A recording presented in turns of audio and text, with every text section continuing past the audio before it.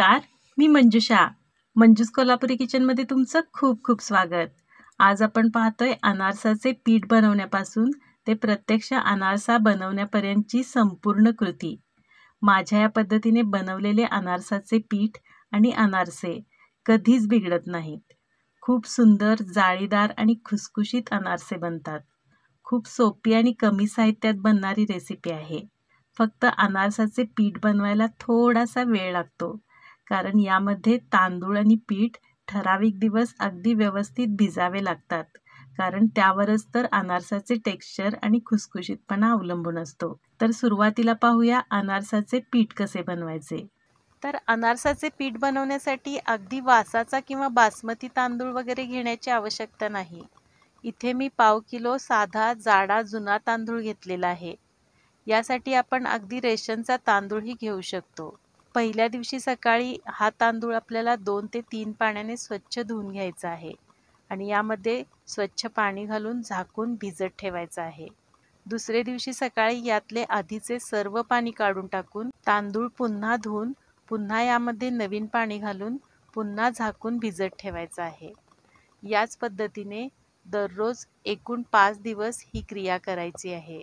दररोज सकाळी तांदळातले जुने पाणी काढून टाकून तांदूळ पुन्हा धुवून यात पुन्हा नवीन पाणी घालून पुन्हा झाकून भिजत ठेवायचे आहेत, कारण या पद्धतीने दररोज जर पाणी बदलले नाही तर तांदळाला खूप आंबूस असा वास येतो. आता 6व्या दिवशी सकाळी यातले जुने पाणी काढून टाकून तांदूळ स्वच्छ पाण्याने धुवून एका गाळणीवर 15 ते 20 मिनिटे निथळत ठेवायचे आहेत आणि तांदूळ निथळल्यानंतर तांदूळ एका सुती कपड्यावर पसरून ठेवून सावलीतच सुकवायचे आहेत.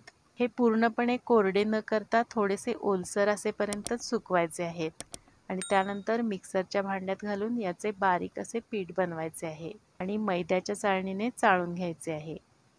आता चाळणीवर राहिलेला हा तांदळाचा मोठा रवा पुन्हा मिक्सरच्या भांड्यात घालून पुन्हा याचे बारीक पीठ बनवायचे आहे आणि पुन्हा चाळून घ्यायचे आहे. अशा पद्धतीने आपले सर्व पीठ चाळून आता तयार झालेले आहे. आता यामध्ये आपल्याला गूळ घालायचा आहे.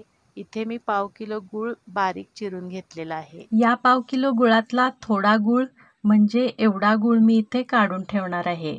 हा वजनी 30 ग्रॅम गूळ आहे आणि हा उरलेला गूळ मी इथे वापरणार आहे. म्हणजे 250 ग्रॅम गुळातला 30 ग्रॅम गूळ काढून ठेवून एकूण 220 ग्रॅम गूळ मी इथे वापरणार आहे. तुम्हाला जर कमी गोड आवडत असेल तर तुम्ही 200 ग्रॅम गूळही घेऊ शकता. आता हा गूळ या पिठात मिक्स करायचा आहे. आता गूळ आणि पीठ लवकर मिक्स होत नसेल तर अगदी कमी वेळेत हे व्यवस्थित मिक्स करून याचा गोळा बनवण्यासाठी सोपा उपाय म्हणजे हे पीठ मिक्सरमध्ये ग्राइंड करून घेणे. आता आपण हे पीठ मिक्सरमध्ये ग्राइंड करून घेऊया. तुम्ही पाहू शकता मिक्सरच्या उष्णतेमुळे किती कमी वेळेत हे गूळ आणि पीठ छान एकजीव आणि मऊ झालेले आहे. अशा प्रकारे सर्व पीठ मिक्सरमध्ये ग्राइंड करून घ्यायचे आहे आणि व्यवस्थित मळून घ्यायचे आहे. तसे तर यापासून अगदी 3-4 दिवसांनीही अनारसे बनवता येतात, पण ती तितकीशी खुसखुशीत न बनता थोडीशी कटकटीत किंवा कुडकुडीत बनतात. हे पीठ जितके जास्त दिवस मुरेल तितके अनारसे खुसखुशीत आणि जाळीदार बनतात. त्यासाठी घाई न करता थोडेसे पेशन्स ठेवावे लागतात. हे पीठ अगदी 1-2 महिनेही असेच मुरत ठेवून हव्या त्यावेळी यापासून अनारसा बनवून खाऊ शकतो आणि त्यानंतर फ्रीजमध्ये ठेवून तर आणखी जास्त दिवस हे पीठ आपण वापरू शकतो. आता या पिठाचे अशा पद्धतीने गोळे बनवून घ्यायचे आहेत आणि एका डब्यात घालून याला गच्च टोपण लावून हे पीठ 8 दिवस असेच मुरत ठेवायचे आहे आणि 8 दिवसानंतर यापासून अनारसे बनवायचे आहेत. आता आपले पीठ मुरायला ठेवल्यापासून 8 दिवस झालेले आहेत. आता हा डबा उघडून यातले गोळे आपण एका परातीत काढून घ्यायचे आहेत आणि हे गोळे फोडून हे पीठ एकसारखे करून घ्यायचे आहे. आणि आता यामध्ये अर्धा चमचा जायफळ पावडर घालायची आहे. जायफळमुळे अनारसाला खूप छान स्वाद येतो. तसेच अनारसा जाळीदार बनण्यासाठीही याचा उपयोग होतो. आता हे पीठ अजूनही कोरडे वाटत आहे, त्यामुळे हे पीठ एकजीव होऊन याचा गोळा बनवता येण्यासाठी यामध्ये चमच्याने थोडेसेच दूध घालायचे आहे. दूध पिठात मिक्स करत करत अंदाज घेतच दूध घालायचे आहे, कारण दुधामुळे पीठ लगेचच मऊ होऊन जास्तच पातळ होऊ शकते। आपले पीठ आता हवे तसे मऊ होऊन छान गोळा बनलेला आहे। त्यासाठी मला इथे एकूण 3 चमचे दूध लागलेले आहे। आता तेलाचा हात घेऊन या पिठाचे असे एकसारखे गोळे बनवून घ्यायचे आहेत आणि यातला एक गोळा घेऊन हातातच थोडा चपटा करून घ्यायचा आहे। असे केल्यामुळे नंतर खसखशीवर अनारसा मोठा करताना तो लगेचच मोठा होतो, तसेच खाली चिकटायची शक्यताही कमी होते। आता एका पोळपाटावर चमच्याने थोडीशी खसखस पसरवून घ्यायची आहे आणि त्यावर हा चपटा केलेला गोळा ठेवायचा आहे आणि बोटांना तेल लावून घेऊन बोटांनी हळूहळू दाब देत देत गोल गोल फिरवत अनारसा मोठा करून घ्यायचा आहे। खाली खसखस असल्यामुळे त्या खसखशीवर हा अनारसा छान गोल फिरतो।